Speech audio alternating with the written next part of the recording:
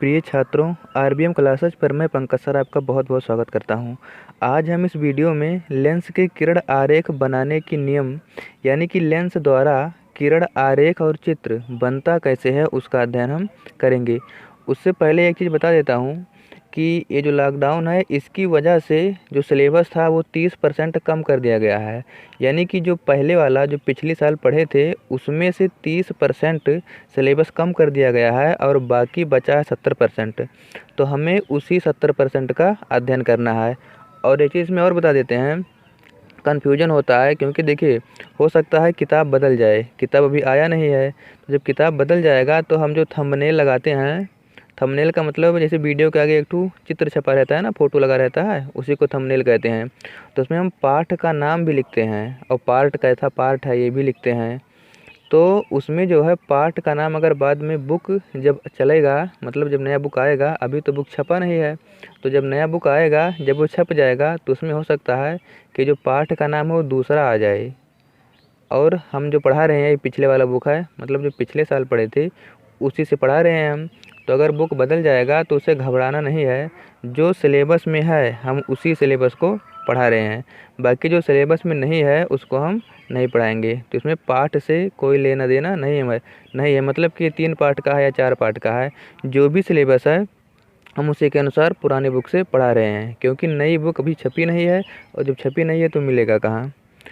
तो ठीक है, अब हम जो नया बुक है उसके अनुसार यानी कि जो 70% बचा है उसी में से हम पढ़ाएंगे आगे का पूरा वीडियो। तो ठीक है, देखिए अब इसमें लेंसों के किरण आरेख बनाने के नियम। इससे पहले जो है जब हम दर्पण पढ़ रहे थे तो दर्पण के किरण आरेख बनाने के नियम पढ़ चुके हैं। उसी प्रकार से सेम जिस प्रकार से उसमें था उसी प्रकार से इसमें भी है लेंस द्वारा प्रतिबिंब बनाने के नियम। तो उसमें भी 3 नियम था, इसमें भी 3 नियम है। पहला देखिए इसमें क्या लिखा है, उसमें जो है उसमें एक वक्रता केंद्र होता था और एक मुख्य अक्ष के समांतर, ऐसे तो गुजारते थे। एक वक्रता केंद्र से होकर गुजारते थे और एक मुख्य अक्ष के समांतर गुजारते थे। तो देखिए अब इसमें इसमें पहला है, जिस प्रकार से उसमें वक्रता केंद्र होता था वहाँ से जाने वाली किरण बिना विचलित हुए सीधे लौट आती थी, क्योंकि उसमें परावर्तन होता था, वो लौट करके आती थी। लेकिन जिस मार्ग से जाती थी उसी मार्ग पर लौट करके आती थी। लेकिन ये जो अपवर्तन है इसमें प्रकाश की किरण लौटेगी नहीं, वो सीधे चली जाएगी। तो प्रकाश का जो अपवर्तन होता है उसमें प्रकाश की किरण विचलित होती है, लेकिन जब वो प्रकाशिक केंद्र से होकर के जाती है तब वह बिना विचलित हुए सीधे चली जाती है। इसमें जिस प्रकार से उसमें वक्रता केंद्र से होकर जाने वाली किरण बिना विचलित हुए सीधे चली आती है, इसी प्रकार से इसमें लेंस में, क्योंकि लेंस में अपवर्तन होता है, तो इसमें जो प्रकाशिक केंद्र से होकर के जाएगी किरण वो बिना विचलित हुए सीधे चली जाएगी, चाहे वो उत्तल लेंस हो चाहे वो अवतल लेंस हो। ये प्रकाशिक केंद्र यहाँ कहते हैं बीच वाले पॉइंट को, इसको हम इससे पहले वाली वीडियो में बता चुके हैं। अच्छा, अब इसमें देखिए इसमें वक्रता केंद्र नहीं बताए थे उस पिछले वाली वीडियो में। तो वक्रता केंद्र इसमें 2 ठो होता है और ध्रुव भी 2 ठो होता है। देखिए ये पहला ध्रुव है, ये यहाँ पर ये पहला ध्रुव है P1 यहाँ लिखा जाएगा, और ये दूसरा ध्रुव है इसे P2 लिखा जाएगा। लिख देते हैं यहाँ पर, ये पहला पृष्ठ है, यहाँ P1 रहेगा और दूसरा पृष्ठ इसे P2 कहेंगे। अच्छा, ध्रुव तो 2 हो गया, तो इसमें वक्रता केंद्र भी तो 2 होता होगा। हाँ, वक्रता केंद्र भी 2 होता है।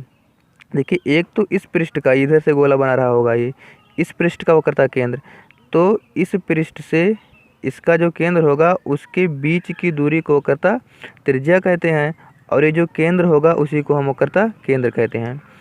तो इसमें वक्रता केंद्र भी 2 ठो होगा और वक्रता त्रिज्या भी 2 ठो होगा। देखिए एक तो यहाँ से लेकर मान लेते हैं ये इसका केंद्र होगा, तो यहाँ से लेकर के यहाँ तक की जो दूरी है वो r कहलाती है, वक्रता केंद्र होता है।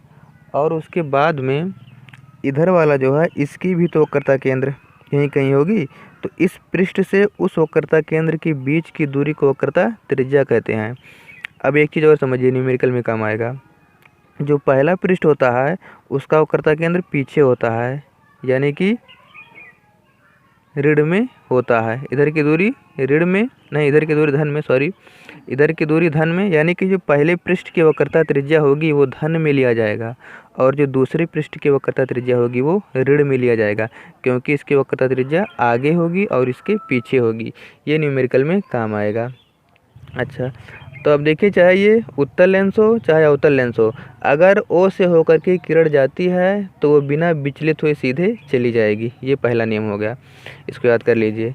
ये इसमें लिखा है, लेंस के प्रकाशीय केंद्र ओ से होकर जाने वाली किरण बिना विचलित हुए सीधे चली जाती है। तो ये पहला होगा। उसके बाद दूसरा देखिए, अब इसमें लिखा है कि मुख्य अक्ष के समांतर चलने वाली किरण लेंस से अपवर्तन के पश्चात उत्तल लेंस के मुख्य फोकस से होकर जाती है तथा अवतल लेंस के मुख्य फोकस से होकर जाती हुई प्रतीत होती है। तो देखिए, इसमें देखिए, लेंस के मुख्य अक्ष के समांतर चलने वाली किरण, ये जो लेंस है इससे अपवर्तन के पश्चात द्वितीय मुख्य फोकस से होकर जाती है। किस लेंस में? उत्तल लेंस में। उत्तल लेंस में तो वास्तव में द्वितीय मुख्य फोकस से होकर जाती है, लेकिन अवतल लेंस में द्वितीय मुख्य फोकस से होकर जाती हुई प्रतीत होती है। देखिए, ऐसे आया, यहाँ अपवर्तन होगा तो उत्तल लेंस जो होता है, सॉरी अवतल लेंस है ये जो अवतल लेंस है ये किरणों को बिखेरता है। तो ये किरणों को जब बिखेर देगा तो ऊपर चला जाएगा, लेकिन इसमें ऐसा प्रतीत होगा कि ये जो है F2 से होकर के जा रही थी। F2 है ये, F1 है, सॉरी F1 है ये, यहाँ से जाती हुई प्रतीत होती है। अच्छा, तो अब ये समझ में आ गया होगा कि उत्तल लेंस में जो मुख्य अक्ष के समांतर किरण होगी वो अपवर्तन के पश्चात द्वितीय मुख्य फोकस से होकर जाएगी, और अवतल लेंस में जो मुख्य अक्ष के समांतर किरण होगी वो प्रथम मुख्य फोकस से होकर जाती हुई प्रतीत होती है। अच्छा, इसके बाद एक नियम और है, तीसरा वाला, उसमें भी तो 3 था, इसमें भी 3 है।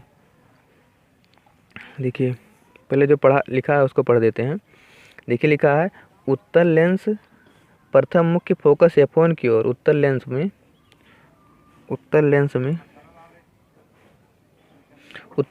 प्रथम मुख्य फोकस F1 की ओर से आती हुई किरण लेंस से अपवर्तन के पश्चात मुख्य अक्ष के समांतर हो जाती है तथा अवतल लेंस में मुख्य अक्ष की ओर आती हुई प्रतीत होने वाली किरण अपवर्तन के पश्चात मुख्य अक्ष के समांतर हो जाती है। अब देखिए, इसमें ये उत्तल लेंस है, अगर इसमें प्रथम मुख्य फोकस से होकर के चलेगी किरण तो लेंस से अपवर्तन के पश्चात मुख्य अक्ष के समांतर हो जाती है। मतलब ये दूसरे का उल्टा है। देखिए, जब मुख्य अक्ष के समांतर था तो F से होकर जाता है, अब कि जब F से होकर के जाता है तो अपवर्तन के पश्चात मुख्य अक्ष के समांतर हो जाता है। लेकिन इसमें प्रथम मुख्य फोकस था और इसमें द्वितीय मुख्य फोकस से होकर के जाकर के मिलती थी। इससे नहीं मतलब है, अगर मान लो तो यहाँ पीछे से गुजारते हो द्वितीय मुख्य फोकस से भी तो ऐसे जाएगा, टकराएगा, टकराने के बाद ये मुख्य फोकस से होकर के चला जाएगा। चाहे प्रथम मुख्य फोकस हो चाहे द्वितीय मुख्य फोकस हो, अगर वहाँ से किरणें चलती हैं तो लेंस से अपवर्तन के पश्चात तो मुख्य अक्ष के समांतर हो जाएंगी। अच्छा, अब इसमें देखिए, इसमें जो है, इसमें तो वास्तव में प्रथम मुख्य फोकस से होकर के जाती थी, लेकिन इसमें द्वितीय मुख्य फोकस की ओर आती हुई प्रतीत होने वाली किरण, देखिए द्वितीय मुख्य फोकस है तो द्वितीय मुख्य फोकस की ओर आती हुई प्रतीत होने वाली किरण लेंस से अपवर्तन के पश्चात मुख्य अक्ष के समांतर हो जाती है। तो इसमें प्रतीत होता है और इसमें वास्तव में मिलता है। तो ये 3 नियम है, इसको याद कर लीजिए। इसी से हम किरण आरेख आगे मतलब जो भी है उन सबका किरण आरेख हम इसी में बनाएंगे, इसी के अनुसार बनाएंगे। तो 3 किरण गुजरना है, कहाँ कहाँ से? पहला मुख्य अक्ष के समांतर और दूसरा प्रकाशीय केंद्र O से होकर के। जब फिगर बनाना होगा हमें, देखिए, एक तो मुख्य अक्ष के समांतर गुजारेंगे और एक कहाँ से गुजारेंगे? प्रकाशीय केंद्र O से होकर के। जैसे इसमें गुजरा है ये वाला प्रकाशीय केंद्र O से होकर के, तो ये मुख्य अक्ष के समांतर वाला और ये प्रकाशीय केंद्र से होकर जाने वाला किरण, जहाँ दोनों मिलेंगी वहीं पर हमें वस्तु का प्रतिबिंब बन जाएगा। तो अब हम अध्ययन करेंगे कि वस्तु के प्रतिबिंब बनती कैसे है। तो देखिए, इसमें अब इसमें जो है फिगर है, पहले उस फिगर को देखिए फिर ध्यान से इसे समझिए। देखिए, जिस प्रकार से दर्पण में 6 स्थितियां होती थी, दर्पण पढ़ चुके हैं, अगर नहीं पढ़े हैं दर्पण वाला तो जा करके पहले उस वीडियो को देख लीजिए। तो अब देखिए, इसमें लिखा है उत्तल लेंस द्वारा प्रतिबिंब का बनना। तो जो दर्पण था उसमें भी दर्पण दो प्रकार का था, एक अवतल दर्पण और एक उत्तल दर्पण। तो जो अवतल दर्पण था उसमें 6 स्थितियाँ थी और उत्तल में 2 स्थितियाँ थी, लेकिन ये उसका उल्टा रहेगा। इसमें उत्तल में 6 स्थितियाँ रहेंगी और अवतल में 2 स्थितियाँ रहेंगी।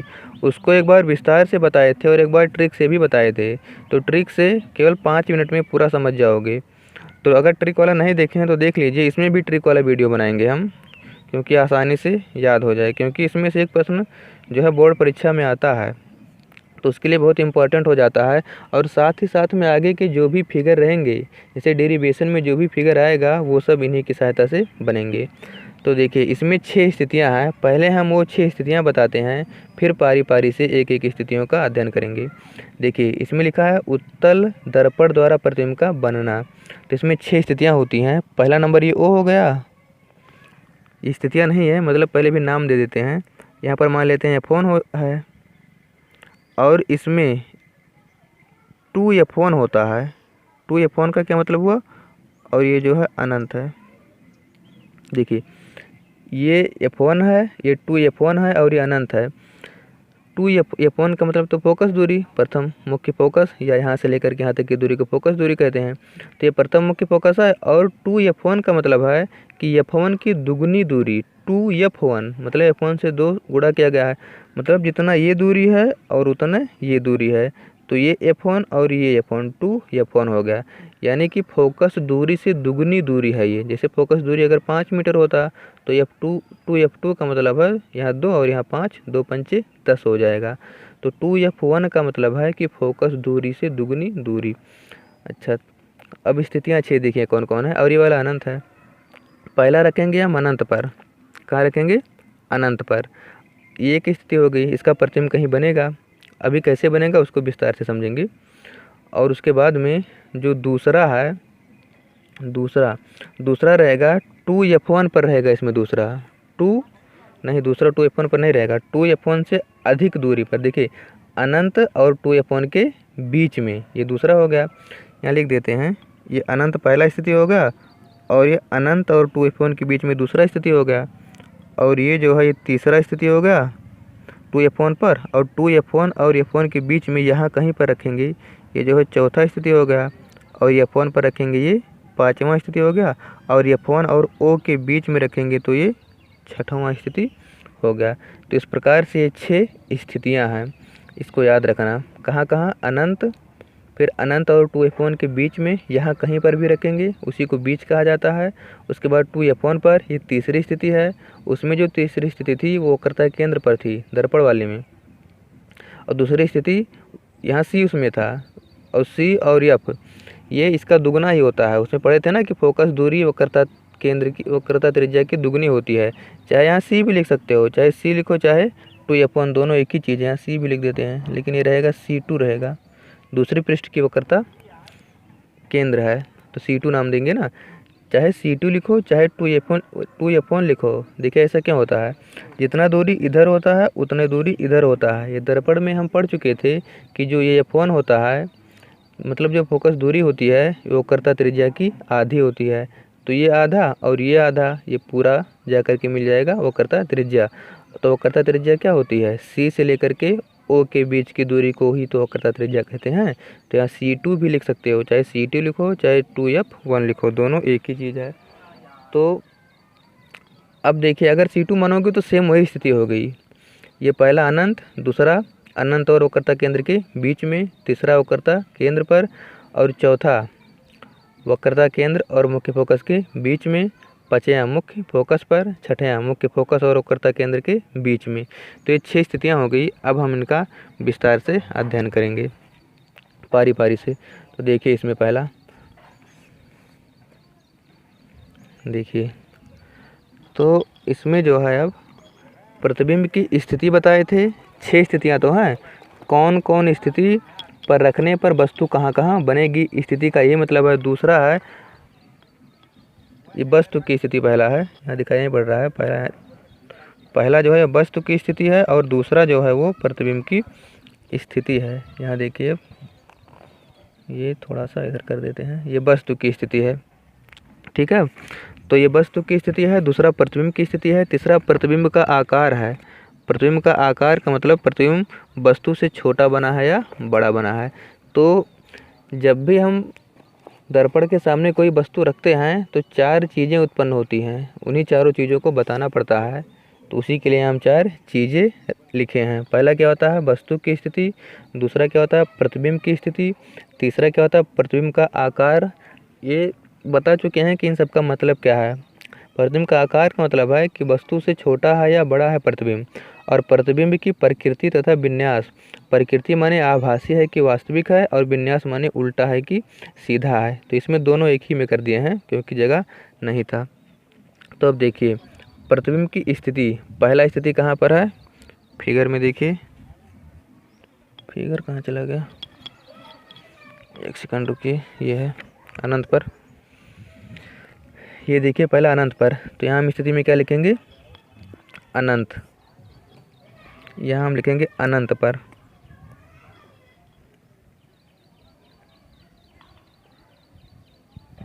अनंत पर।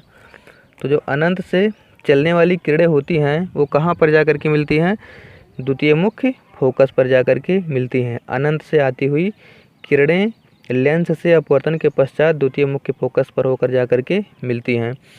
तो अब देखिए अनंत पर वस्तु रखे थे, तो प्रतिबिंब की स्थिति कहाँ है, F2 पर। यहीं पर ये किरणें जो आती हैं जहाँ पर मिलती हैं वहीं पर प्रतिबिंब बन जाता है। तो प्रतिबिंब कहाँ बना है, F2 पर। F2 माने द्वितीय फोकस पर, द्वितीय मुख्य फोकस पर। प्रतिबिंब का आकार कैसा है, देखिए ये बिंदु आकार का है, यानी कि अत्यधिक छोटा। तो चाहे अत्यधिक छोटा लिख दो, चाहे बिंदु आकार का, अत्यधिक छोटा। उसके बाद में जो है प्रतिबिंब की प्रकृति तथा विन्यास। तो प्रकृति तो आभासी या वास्तविक से, अगर वास्तव में किरणें मिली हैं तो वास्तविक प्रतिबिंब, और अगर डाट डाट करके यानी कि मिलती हुई अगर प्रतीत होती तो वो आभासी प्रतिबिंब। तो इसमें क्या होगा, वास्तविक होगा। और इसको पहले बता चुके हैं, अगर वास्तविक होगा तो उल्टा होगा, आभासी होगा तो सीधा। तो प्रकृति का, प्रतिबिंब की प्रकृति वास्तविक हो गया और विन्यास क्या है, उल्टा। उल्टा, ठीक। अब देखिए यहाँ से उल्टा सीधा नहीं पता चल पाएगा, लेकिन ये कैसे पता चलेगा, अगर वास्तविक है तो वो उल्टा ही बनेगा। ये पता क्यों नहीं चलेगा, क्योंकि ये बिंदु के आकार का बहुत ही छोटा है। तो ये पहला हो गया। अब देखिए इसमें प्रश्न कैसे पूछेगा, देखिए ऐसे प्रश्न आएगा कि जब वस्तु की स्थिति अनंत पर है तब प्रतिबिंब की स्थिति, प्रतिबिंब का आकार तथा प्रतिबिंब की प्रकृति और विन्यास बताइए तथा किरण आरेख भी खींचिए। तो ये चित्र बनाना रहेगा, और केवल इतने लिखा है, एक ठुर का तो पूछा है तो इतने लिखा है। तो ऐसे लिखना पड़ेगा कि जब वस्तु अनंत पर होती है तो प्रतिबिंब की स्थिति F2 पर होती है तथा प्रतिबिंब का आकार अत्यधिक छोटा होता है, और प्रतिबिंब की प्रकृति वास्तविक तथा उल्टा होती है। इस प्रकार से लिखना है, मतलब पैराग्राफ में मिला करके बढ़िया से लिख देना है। इसको तो हम केवल समझाने के लिए इस प्रकार से लिख रहे हैं, और आप लोगों को सेंटेंस बना करके बढ़िया से लिखना है। सेंटेंस बना करके लिखने का मतलब यही है कि ऐसे लिखना है कि जब वस्तु अनंत पर रखी होती है तब प्रतिबिंब की स्थिति F2 पर होती है तथा प्रतिबिंब का आकार अत्यधिक छोटा होता है, और प्रतिबिंब की प्रकृति वास्तविक तथा विन्यास उल्टा होता है। इस प्रकार से सेंटेंस में वाक्य में करके लिख देना है, पूरा का पूरा नंबर मिल जाएगा। लेकिन 6 में से कोई ना कोई एक पूछता है, तो 6 याद कर लेना। याद करना बहुत आसान है, बिट्टिक से भी बता देंगे, और बाकी ऐसे तो बता ही रहे हैं।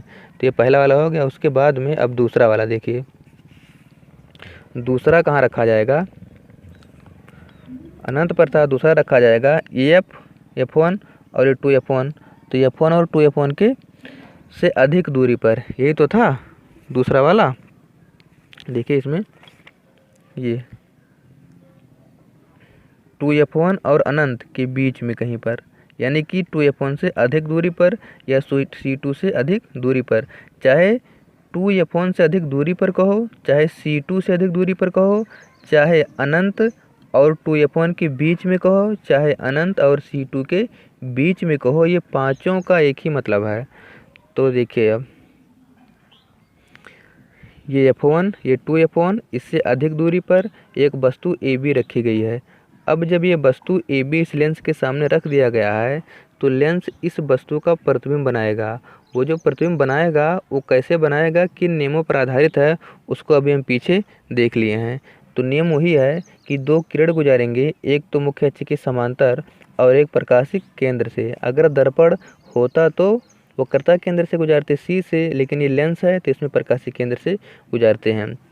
तो ये दोनों किरणें लेंस से अपवर्तन के पश्चात जिस बिंदु पर मिलेंगी वहीं पर हमें वस्तु का प्रतिबिंब मिल जाएगा। तो देखिए यहाँ से मुख्य अक्ष के समांतर गुजारे, ये कहाँ से जाएगी, मुख्य अक्ष के समांतर चलने वाली प्रकाश की किरण लेंस से अपवर्तन के पश्चात द्वितीय मुख्य फोकस से होकर जाती है। तो यहाँ द्वितीय मुख्य फोकस से होकर गुजार दिए। उसके बाद ये प्रकाशिक केंद्र से होकर जाने वाली किरण बिना विचलित हुए सीधे चली जाती है। तो ये सीधे चली गई है। तो ये दोनों किरणें जहाँ पर मिलेंगी वहीं पर हमें उसका प्रतिबिंब बन जाएगा। तो ए बी का जो प्रतिबिंब है वो ए डैश बी डैश है, और ये बना कहाँ है, F2 और 2F2 के बीच में। मतलब ये पहले पृष्ठ का मुख्य फोकस है और ये पहले पृष्ठ का वक्रता त्रिज्या, इसे C2 भी लिख सकते हो, वक्रता केंद्र है। और यहाँ से लेकर के यहाँ तक की दूरी को वक्रता त्रिज्या R2 कहते हैं, और इधर वाली की जो दूरी थी यहाँ से लेकर के उसे R1 कहते हैं। अच्छा, तो ये बन गया। आप लिख देते हैं यहाँ पर जो इसमें है प्रतिबिंब की स्थिति कहाँ है, 2F1 से दूर, 2F1 से दूर कहो, चाहे अनंत और 2F1 के बीच में कहो, चाहे अनंत और वक्रता केंद्र के बीच में कहो, 5 चीज़ कह सकते हो, कोई भी कह दो, बात एक ही है।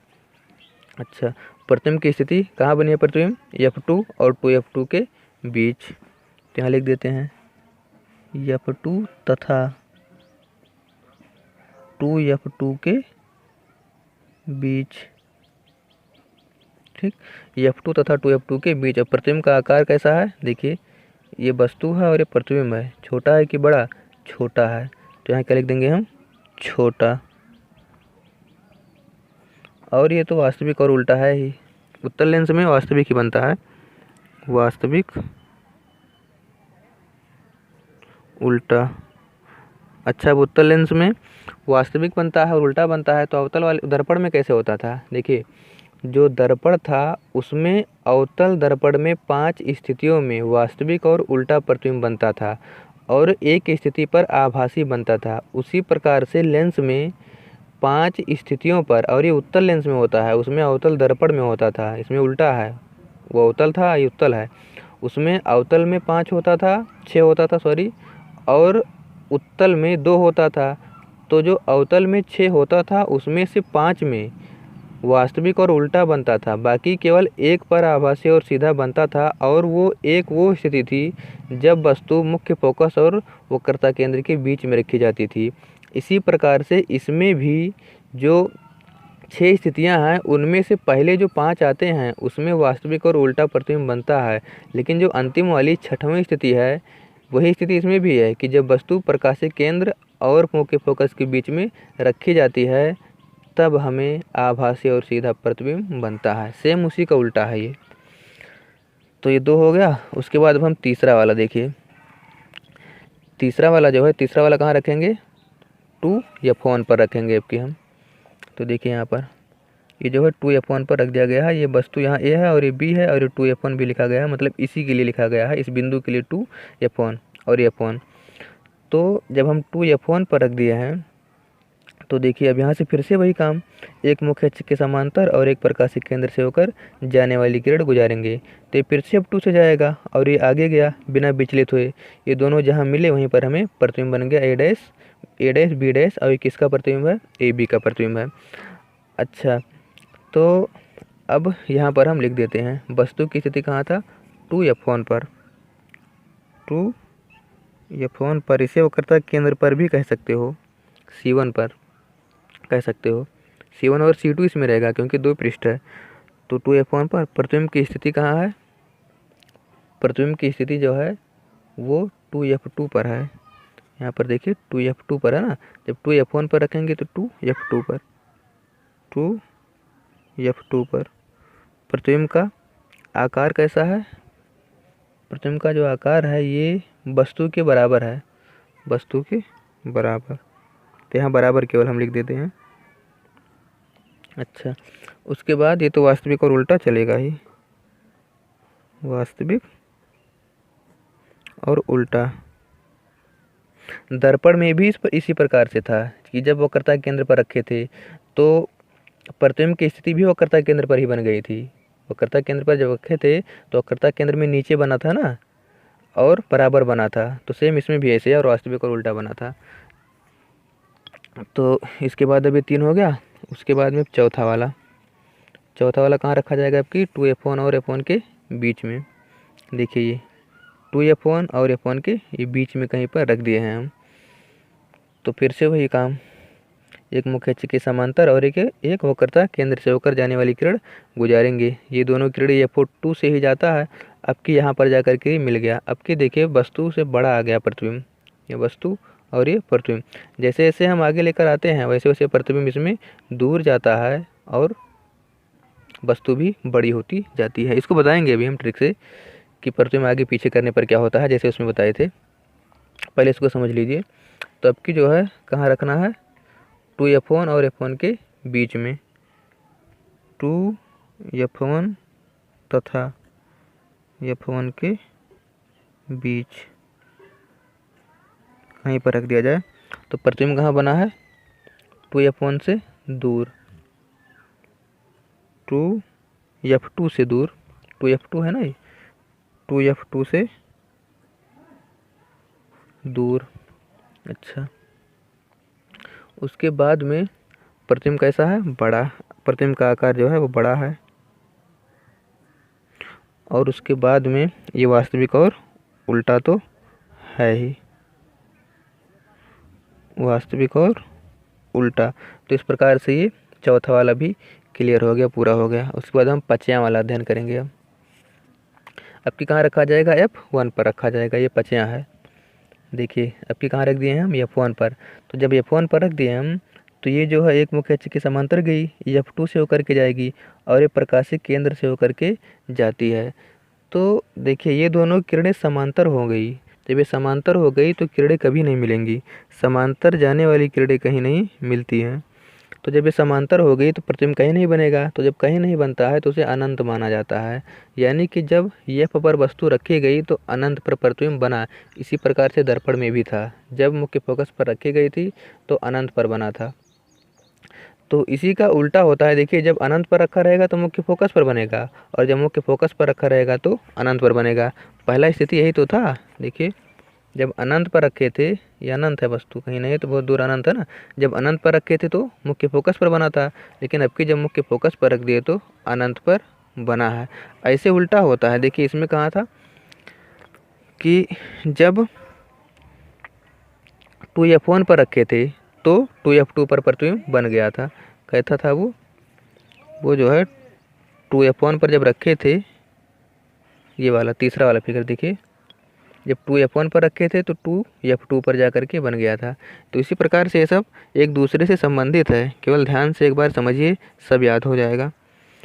तो अब इसमें लिख देते हैं इसको, अनंत पर बना है। वस्तु कहाँ रखा गया है f1 पर, f1 पर 2f, ये कहाँ है, क्या है ये, प्रतिबिंब की स्थिति अनंत पर, तो यहाँ लिख देंगे हम अनंत पर। उसके बाद में जो है क्या लिखना है अभी, प्रतिबिंब का आकार। प्रतिबिंब का आकार जब अनंत पर है तो क्या मानेंगे, बहुत बड़ा, असीमित रूप से, उसकी कोई सीमा नहीं है, बहुत बड़ा लिख देते हैं, असीमित रूप से बहुत बड़ा।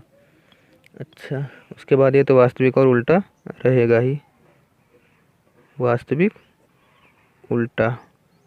अब एक स्थिति और बची है, उसको भी जल्दी से देख लेते हैं क्योंकि वीडियो बहुत लंबा हो गया है।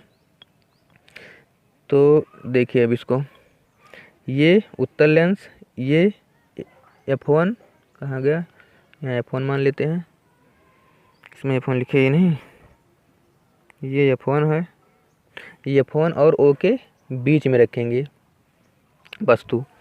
देखिए ये f1 और O के बीच में जब वस्तु रखेंगे तो यही वस्तु है AB, यहाँ से मुख्य अक्ष के समांतर गुजारे, ये f2 से होकर के चला गया और ये प्रकाशिक केंद्र से होकर के गुजारे, ये भी सीधे सीधे बिना विचलित हुए चला गया। देखिए ये भी दूर जा रहा है, ये अब की देखिए इसमें किरणें फैल रही हैं। देखिए यहाँ पर पतला था, धीरे धीरे ये फैल रही हैं। जब फैल रही हैं तो आगे कहीं नहीं जा करके ये मिलेंगी। मतलब जब किरणें फैल रही हैं तो आगे कहाँ मिलेंगी, अगर ये सिकुड़ रही होती तो जा करके आगे कहीं ना कहीं मिल जाती, तो उसको बढ़ाते हैं हम। लेकिन जब ये फैल रही हैं तो आगे इसको हम नहीं बढ़ाएंगे, इसको हम पीछे बढ़ाएंगे। पीछे सिकुड़ रही हैं ना, तो पीछे जा करके कहीं ना कहीं मिलेंगी, तो पीछे जा करके जहाँ पर मिलेंगी वहीं पर हमें इसका प्रतिबिंब बन जाएगा। लेकिन पीछे हमें डाट डाट करके, यानी कि आभासी प्रतिबिंब इसमें बनेगा। आभास होगा कि पीछे इसका प्रतिबिंब कहीं ना कहीं बना है, तो इसमें जो है आभासी प्रतिबिंब बनता है। सॉरी, देखिए इसमें आभासी प्रतिबिंब बनता है कब, जब वस्तु प्रकाशिक केंद्र, ये प्रकाशिक केंद्र और F1 के बीच में रखा जाता है। तो इसको हम जल्दी से लिख देते हैं कि F1 तथा O के बीच, F1 तथा O के बीच दिखाई नहीं पड़ रहा है, ये F1 तथा O के बीच में रख दिया इसको हम। और ये कहाँ बना प्रतिबिंब, यह है जो जिस ओर वस्तु रखी है लेंस की उसी ओर प्रतिबिंब बन गया है। तो इसमें लिख देते हैं हम F1 से दूर लिख देते हैं, या ऐसे लिख सकते हो कि जिस ओर वस्तु है लेंस उसी ओर, जिस ओर वस्तु है लेंस की उसी ओर। क्या लिख दें, चाहे ऐसे लिखो कि जिस ओर वस्तु है लेंस की उसी ओर, चाहे लिखो कि F1 है ना, F1 से दूर। तो F1 से दूर लिख देते हैं, छोटा पड़ जाएगा, F1 से दूर।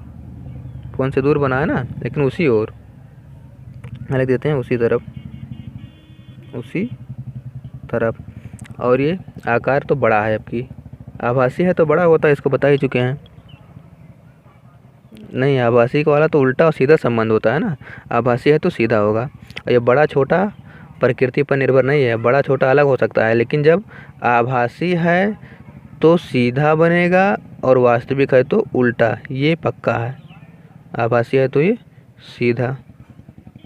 तो इस प्रकार से जो है उत्तल लेंस द्वारा प्रतिबिंब के बनना का पूरा अध्ययन कर चुके हैं। अब हम अगली वीडियो में अवतल लेंस द्वारा प्रतिबिंब के बनना का अध्ययन करेंगे। तो अगर वीडियो अच्छा लगा हो तो चैनल को सब्सक्राइब कर लीजिए, इससे हम जो भी अच्छी नई वीडियो बनाएंगे उन सब का नोटिफिकेशन आपके पास पहुंच जाएगा और आप आसानी से उसका अध्ययन कर लेंगे। तो ठीक है, अब हम अगली वीडियो में मिलते हैं, अवतल लेंस द्वारा प्रतिबिंब का बनना का अध्ययन उसमें करेंगे।